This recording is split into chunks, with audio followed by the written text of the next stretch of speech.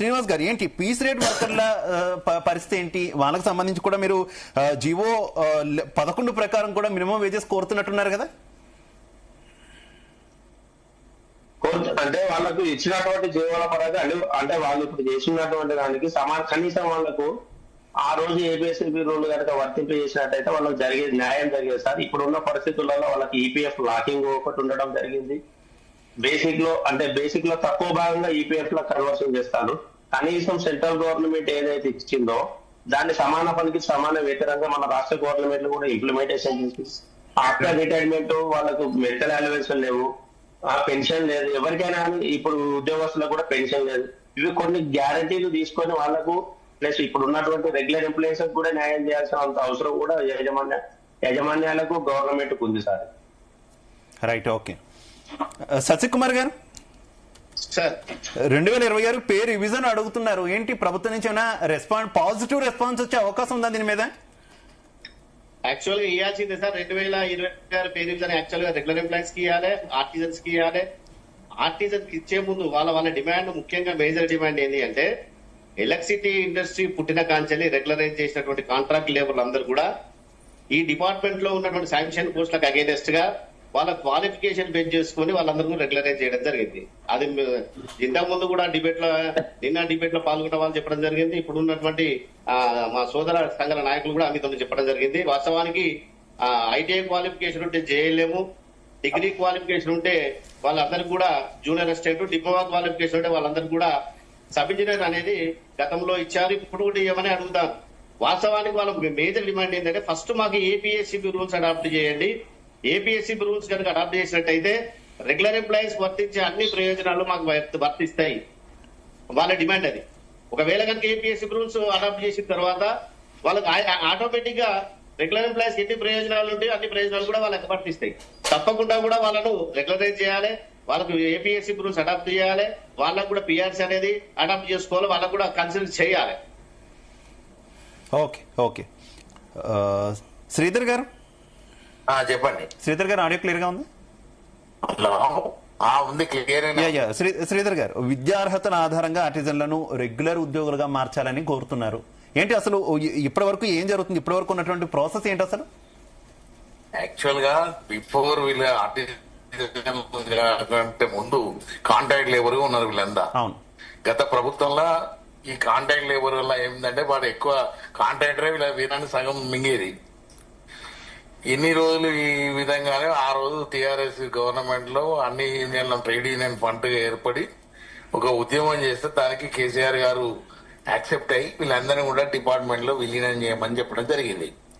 ఆ విలీనం చేసే పద్ధతిలో ఏం చేసిందంటే ప్రాసెస్ కరెక్ట్ చేయకుండా వీళ్ళని ఒక సెకండ్ కేటగిరీ ఎంప్లాయీస్ లాగా వీళ్ళకి సపరేట్ సర్వీస్ రూల్స్ తీసుకొచ్చి సపరేట్ బేసిక్ పే ఇచ్చి వీళ్ళని ఒక సెకండ్ కేటగిరీ ఎంప్లాయీస్ లాగా క్వాలిఫికేషన్ తో గ్రేడ్లు మార్చారు. పీజీ ఉన్న వాళ్ళని, డిప్లొమా ఉన్న వాళ్ళని గ్రేడ్ 1 గా, ఐటీఐ డిగ్రీ ఉన్న వాళ్ళని గ్రేడ్ 2 గా, ఇంకా మామూలు క్వాలిఫికేషన్ ఉన్న వాళ్ళకి గ్రేడ్ 3 గా, క్వాలిఫికేషన్ ఉన్నా లేకపోయినా గ్రేడ్ 4 గా తీసుకోవడం జరిగింది.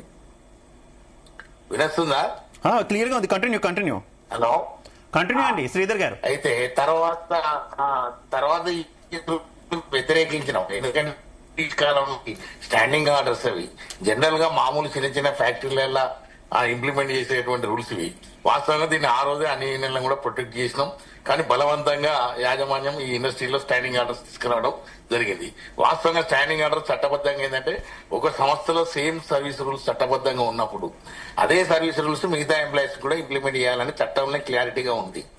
మరి ఆ చట్టాన్ని వైలేట్ చేసి వీళ్ళు ఓ దొడ్డిదారిలో స్టాండింగ్ ఆర్డర్స్ తీసుకురావడం జరిగింది. ఈ స్టాండింగ్ ఆర్డర్ తీసుకురావడం వల్ల ఎంప్లాయీస్ కి వచ్చే నష్టం ఏందని మీరు అడగొచ్చు. ఇందులో ఏమున్నాయంటే ఏ ఫెసిలిటీస్ లేకుండా వాళ్ళ ఎంటైర్ లైఫ్ లో 30 రోజులు లీవ్లు అనేది కరెక్ట్ కాదు. అదే విధంగా ఇలా రెగ్యులర్ ఉద్యోగులకు 10 లక్షల క్రెడిట్ కార్డు సౌకర్యం, వైద్య సౌకర్యం ఉంటే వీళ్లకు మొన్నటి వేజ్ రివిజన్ వరకు కూడా ₹1 లేకుండా ఉండే. అది మొన్న వేజ్ రివిజన్ లో బాగా కొట్లాడంగా ₹2 లక్షలు ఇచ్చారు. అంటే సంస్థలో సమానంగా పనిచేసినప్పుడు సమాన అవకాశాలు, సమాన హక్కులు కల్పించాల్సిన బాధ్యత రాజ్యాంగ పరంగా కానీ ప్రభుత్వ పరంగా కానీ రావాలి. మరి చేసే పని సేమ్ అయినప్పుడు ఇవ్వాల్సినటువంటి వేతనం కానీ ఇవ్వాల్సినటువంటి ఫెసిలిటీస్ కూడా సమానంగా ఉన్నప్పుడు వీళ్ళు ఈ రోజు ఈ రోడ్ ఎక్కే పరిస్థితి రాదు. ఆ రోజు సంపూర్ణంగా వీళ్ళని విలీనం చేయలేదు, సంపూర్ణమైన రెగ్యులరైజేషన్ చేయలేదు కాబట్టి ఈ రోజు మళ్ళా ఈ గవర్నమెంట్ లో కూడా ఉద్యమం చేయడం అనేది జరుగుతుంది. మరి దురదృష్టకరం ఏంటంటే మన ఏఎన్టీసీ కాంగ్రెస్ కు అనుబంధ సంఘం అయినా కానీ ఇప్పటికీ గవర్నమెంట్ వచ్చిన తర్వాత అటు ముఖ్యమంత్రి గారు కానీ ఇటు బట్టి విక్రమార్క గాని పదే పదే చాలా సార్లు వీళ్ళ యొక్క సమస్యల మీద విన్నవించడం జరిగింది. గత్యంతరం లేని పరిస్థితులనే మరి ఈ రోజు వీళ్ళు రోడ్డెక్కాల్సిన పరిస్థితి మీరు అధికార పార్టీ అనుబంధ సంస్థ శ్రీధర్ గారు, ఎందుకంటే ప్రధానమైనటువంటి ఆరోపణ వస్తుంది అసలు ఈ సమస్యలన్నీ ఇలా ఉన్నాయి, ఈ సమస్యలన్నీ ఇలా ఉన్నాయి, వీటికి పరిష్కారం మాట దేవుడెరుగు, కనీసం వినేందుకు కూడా ప్రభుత్వం సిద్ధపడట్లేదు, విద్యుత్ శాఖ మంత్రి సిద్ధపడట్లేదు అనేది సమస్య. ఏంటి మీరు అనుబంధ సంస్థ కదా, మీకు కూడా కనీసం అపాయింట్మెంట్ దొరకట్లేదా విద్యుత్ శాఖ మంత్రి ఉప ముఖ్యమంత్రి నుంచి? అపాయింట్మెంట్ దొరకక ఏం లేదు, సమస్యను పరిష్కరించగానే ఈ పరిస్థితి వచ్చింది. చాలా సందర్భాలలో మరి doctor G Sanjay Reddy all India INTUC president గారిని కూడా తీసుకెళ్లడం జరిగింది. 2 సార్లు తీసుకెళ్లి ఈ సమస్యలన్నీ కూడా క్షుణ్ణంగా వివరించడం జరిగింది.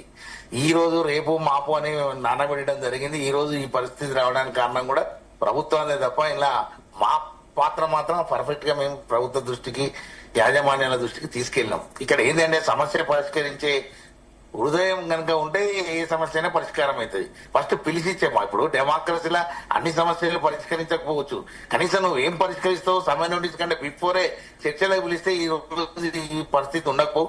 అంటే ఇన్ని వేల మంది ఉద్యోగులు రోడ్డు మీద పడ్డా డోంట్ కేర్ అని ప్రభుత్వం ఉండడం అయితే నిజంగా అది కాంగ్రెస్ ప్రభుత్వం అనేది ఏ ప్రభుత్వమైనా కరెక్ట్ కాదనేది అయితే మా వాదన. ఇప్పటికైనా తక్షణమే మరి ముఖ్యమంత్రి గారు దీనిలో చొరవ తీసుకొని మరి కింది స్థాయి ఉద్యోగులు, ఇందులో చాలా మంది నిమ్న వర్గాలకు వెళ్ళి వచ్చిన వాళ్ళు ఉన్నారు, పేద వర్గాల వాళ్ళు ఉన్నారు. మరి ఇలాంటి వర్గం రోడ్డు మీద పడితే ప్రభుత్వానికి కానీ ఇటు ప్రజలకు కానీ ఇబ్బంది కలిగే పరిస్థితి ఉంది. అసలే సమ్మె అనేది ఇప్పుడు ఎండాకాలం స్టార్ట్ అయింది. మరి ఇన్ని వేల మంది ఉద్యోగులు తీసేసినా ఏం కాదు అనేటువంటి ధీమా కరెక్ట్ కాదు. ఎందుకంటే ఇలా రెగ్యులర్ ఉద్యోగాలలో ఉన్నారు కాబట్టి వాళ్ళని ఇప్పుడు మానసికంగా ఇబ్బంది పెడుతున్నారు. ఇంటర్నల్ గా కూడా సమ్మె నేపథ్యంలో ఇంటర్నల్ గా సమస్యలు ఉన్నా కూడా అసలు ఏమీ సమస్య లేదు చూపిస్తున్న పరిస్థితి కనిపిస్తుంది కదా. ఏంటి ఎవరు చేస్తున్నారు ఇది? ప్రభుత్వం ఏమైనా ప్రజల్లో కొంత ఇబ్బంది వస్తుందని ప్రభుత్వం ఏమైనా మేనేజ్ చేస్తుందా, లేకపోతే అధికారులే అసలు ప్రభుత్వానికి కళ్ళు కప్పుతున్నారా అసలు సమస్య లేదన్నట్టు? ఇక్కడ అధికారులు కూడా పాపం జాలి చూపెడుతున్నారు వీళ్ళ సమస్య. ఇప్పుడు ఏమైందంటే ఇందులో బేసిక్ గా వాళ్ళు రాసిన స్టాండింగ్ ఆర్డర్లనే 5 సంవత్సరాలు గ్రేడ్ చేంజ్ చేయాలని ఉంది. ఇది మేము రాసుకున్నది కాదు, యాజమాన్యాలు రాసి ఇచ్చిందే, ప్రభుత్వం రాసుకున్నదే. మరి దాని ప్రకారం వీళ్ళ గ్రేడ్ చేంజ్ చేస్తే ఈ రోజు ఇంత అండర్స్టెస్ట్ ఉండకపోయేది ఉండే. అదే విధంగా ఫెసిలిటీస్ విషయంలో మరి ఇప్పుడు ఒక ఉద్యోగి ఒక సంస్థలో పనిచేస్తున్నప్పుడు అందరు ఉద్యోగుల వీళ్ళకు కూడా సమానమైనటువంటి హక్కులను కల్పిస్తే ఈ రోజు ఇంత ఇబ్బందికరమైన పరిస్థితి ఉండకపోయేది ఉండే. దీనిలో ఫైనాన్షియల్ బడ్జెట్ అంటే ఇలా రెగ్యులర్ ఉద్యోగికి ఇంక్రిమెంట్ ఇస్తే ఫైనాన్షియల్ బడ్జెట్ అంటే దానికి ఎవరు సమాధానం చెప్తారు? మీరు సమాన పనికి సమాన వేతనం అంటున్నారు. నిన్న చాలా మంది ఆర్టిజన్లతో మేము మాట్లాడినటువంటి పరిస్థితి, సమాన పనికి సమాన వేతనం గురించి దేవుడెరుగు, కనీసం గౌరవం కూడా ఉండట్లేదు. ఆర్టిజన్లు అంటే అసలు గౌరవం ఇవ్వట్లేదు, రెగ్యులర్ ఎంప్లాయీస్ కూడా గౌరవించట్లేదు. ఏదైనా అంటే మీ దిక్కున్న చోట చెప్పుకుండా అన్న తరహాలో మాట్లాడడం తప్పితే ఎక్కడ కూడా కనీస గౌరవమే మాకు దక్కట్లేదని చెప్తున్నారుగా. వాస్తవంగా వాళ్ళ అంటే మేము కూడా చాలా ఇప్పుడు ఈ సమ్మె స్టార్ట్ అయినాక కూడా మేము చాలా సందర్భాలలో వెళ్ళడం జరిగింది. ఒకటే మొండిగా సమ్మె కాలాఫ్ చేసుకొని రాండి అని అంటున్నారు. మరి సమ్మె కాలాఫ్ చేసుకొని రావడం అనేది కరెక్ట్ కాదు. ఎందుకంటే సమస్య పరిష్కరించకుండానే వాళ్ళు సమ్మె దారి పట్టారు. మరి సమ్మె చేసేదానిక యాజమాన్యాలు నిమ్మకు నీరెత్తినట్టుండి ఈ రోజు సమ్మె కాలాఫ్ చేసుకొని రమ్మనడం కూడా కరెక్ట్ కాదని మేము కూడా చాలా సందర్భాల్లో ఎనర్జీ సెక్రటరీ గారు కానీ ఇటు బట్టి విక్రమార్క గారికి కానీ చెప్పడం జరిగింది.